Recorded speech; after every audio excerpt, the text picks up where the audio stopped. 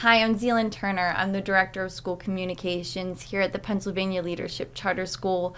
We are here in the Winging It studio with John Walish. And this is Winging It.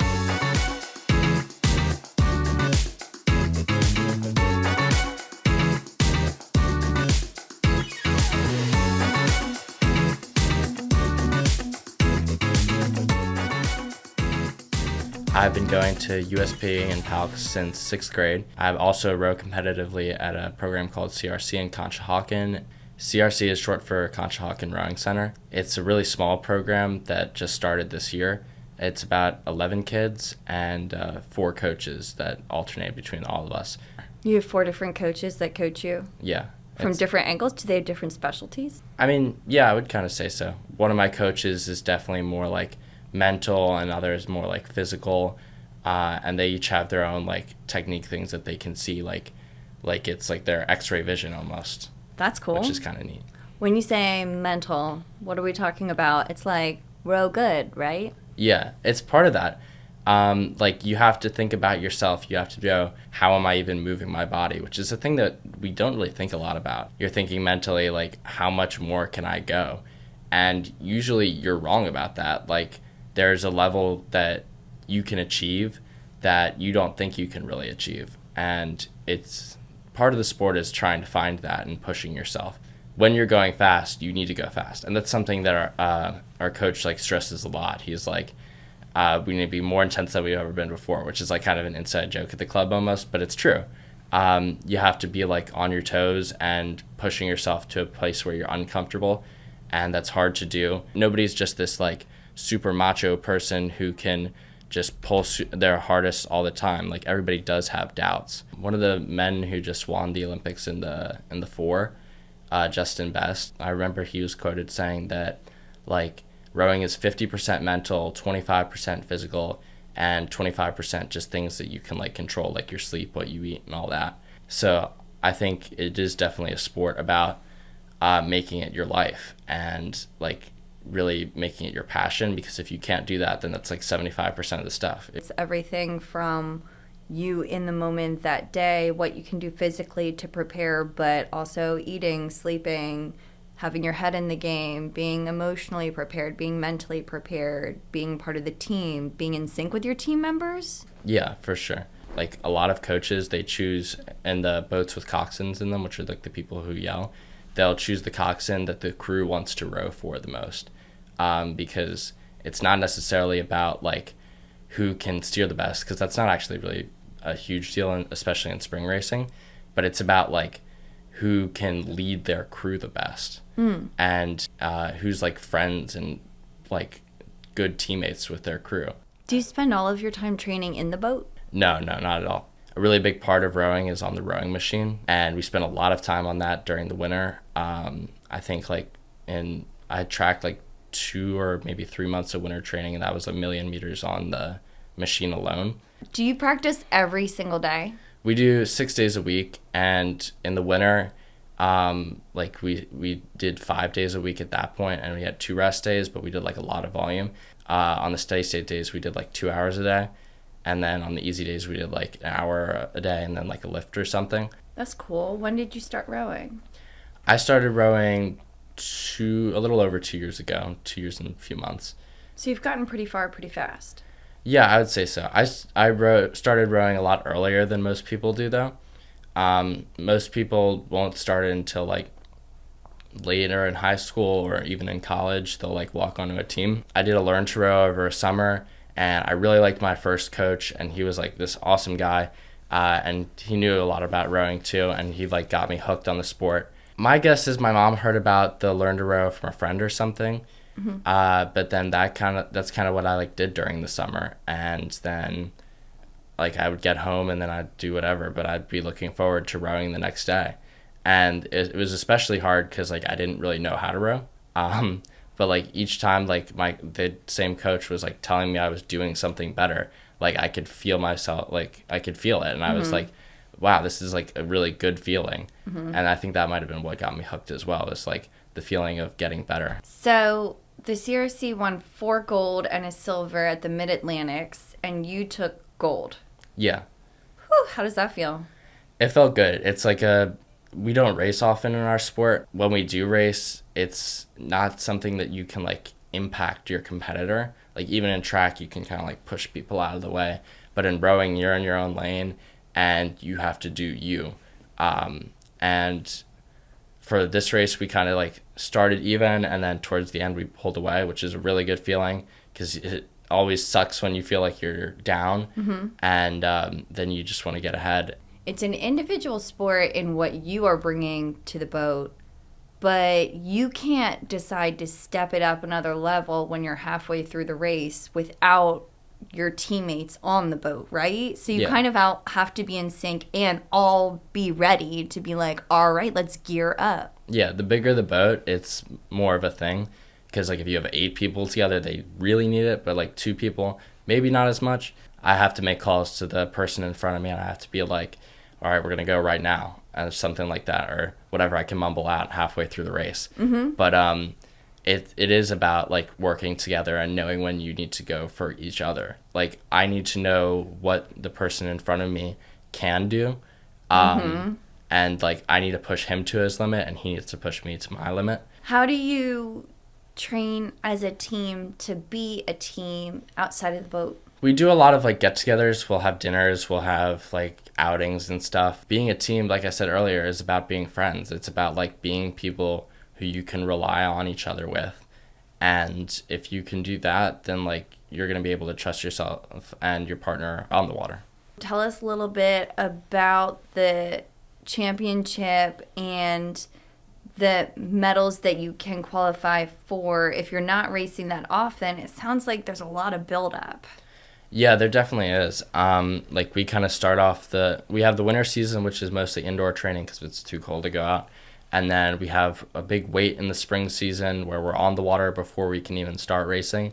Then we have our few races, and then there's like the championship qualifying regattas. And because we're a club, we can only qualify for the club nationals. So there's a few races you can qualify at, and Mid-Atlantic Championships is one of them. And so you have to place top 4 there to qualify for nationals. And there's loads of other qualifying races. Some scholastic races even qualify for youth nationals. They can compete in your races, but you can't compete in theirs? Yeah, I know. It almost seems unfair. Rude. But I like youth nationals too. I went last year and the year before. First year I went, we got second, and last year we won, which is like kind of a crazy feeling because like it isn't like the men's varsity 8, but it's like still an event that you're winning at a national level. You spend a lot of time every single day basically training for it, except maybe one day off a week. Yeah, it's really important to get a rest day. But yeah, we'll train every day after school for everybody because that's when people are available, like 4 to 6:30. And like we'll be on the water for at least 2 hours every day, drilling or rowing or whatnot. And then on the weekends we get there, practice starts at 7. So that's like our early day. And those are actually pretty nice rows though, because the wind hasn't started yet and the sun's rising, and like we do hard workouts those days, but it really is beautiful. So how do you have time for anything else in your life? The thing with like working out is it's not actually that time consuming, because you can only really do so much, and there's only so much like training benefit you get from doing a certain amount of working out. So like max a day, you're going to be doing like 2, maybe 3 hours of working out, but like 3 is a lot and you don't really get much more from that 3rd hour. So like there's a lot of time in the day to do things because USP and PALCS are so flexible. I think that actually is a really big benefit, is that I can kind of work around rowing, and the teachers are so awesome that they can be like, can I just do this tomorrow morning? And they're like, yeah, no problem. It looks like you have a pretty intense course load. USP, you're taking a lot of AP classes. You're only a sophomore. What are your academic goals right now? I really like math and science and that thing, because like I've had really good teachers in those areas, and like that's kind of where I found like my interest in. It's where I like have the most fun at school. Mm-hmm. There's a lot of times when like people talk to me about like, oh, I don't really like my school, I want this teacher, that teacher. But like I can't complain about any of that because I kind of like all of my teachers, and they all like teach me stuff that I actually like think is kind of cool, which I don't think is like some of my rowing teammates probably can't say the same. I feel like you don't get involved in a program like University Scholars Program, taking all of these advanced courses, if you don't have some kind of academic aspirations or just motivation, because you could probably cruise through some gen eds, right? There's like enjoyment to be had in learning stuff, especially when you see how it like relates to other classes you have, and you're like, oh wait, this like kind of makes sense now, and like I see why we're learning this. Would you rather be a Transformer or a Pokemon? I think Pokemon, because Transformer, you're too big. You can't really like go anywhere that a car can't go. Or like without right? breaking it or Yeah. something. Yeah. Unlimited candy or unlimited popcorn at the movies for free? At the movies, I'm more of a popcorn person. Like, I don't know. I never really get candy at the movies, I feel like. Do you drink soda? Maybe. Occasionally. I think I rarely go to the movies, but when I do, I think the go-to thing I get is like some size of popcorn and then the like icy. Okay, there we go. That pairs well with popcorn. There you go. Control fire or water with your mind? I think water's the easy answer for the rowing interview, but All right, that's fine. Pineapple on pizza or no fruit on pizza? not fruit on pizza. It's when you have the hot pizza, it's gonna make the fruit that's supposed to be cold hot, and like there's some things you don't do. Like just, like I don't know who came up with that. What if you had like a shish kebab though that's like grilled fruits and veggies and stuff? Would you get down with like a grilled hot pineapple if it was part of? I think I could do that, but I think the fact that like you're gonna just put the pineapple on something warm instead of like grilling it, like that's just weird, right? Okay, well, what's your favorite kind of pizza? Probably some sort of meat lovers. Sausage, pepperoni, meatball. That's about as much as you can ask for in life. Could you crush an entire pizza by yourself? I think if I'm pretty hungry, I think it's not unreasonable. No pizza parties or no birthday cakes? I'd say no pizza parties, because like I think I would enjoy a cake with someone more than I would enjoy a pizza with them. He's emotionally in touch with himself, and I'm really loving that about you. Walk through a rainforest or a desert? I think a rainforest, like desert, you just have to worry about getting to the other side, but like rainforest, I guess you have the dangers of like the animals. You would die. You're dying either way? Probably. What? Why are we doing this then? I'm just saying, okay, you're right. That's true. That's very morbid of me. But like a jungle, do you know, like if it's not like, have we not learned from Jumanji enough times that if it's not like a leopard or whatever thing with a gorilla, then it's some kind of mite that is too tiny to even see, and you're just gonna die from like jungle disease? Well, I mean, would you rather die in just like a desert and sand, or like a beautiful place where there's like all these plants that you've never seen before and stuff? Okay, I feel like one could say that a desert is a beautiful place, especially if you're hallucinating and seeing mirages. Well, yeah, but I think I would just like being around all the plants and stuff. Okay. And there's like water there. Like, I don't want to be thirsty. It's That's what it comes down to? it's nice in a rainforest, I feel like.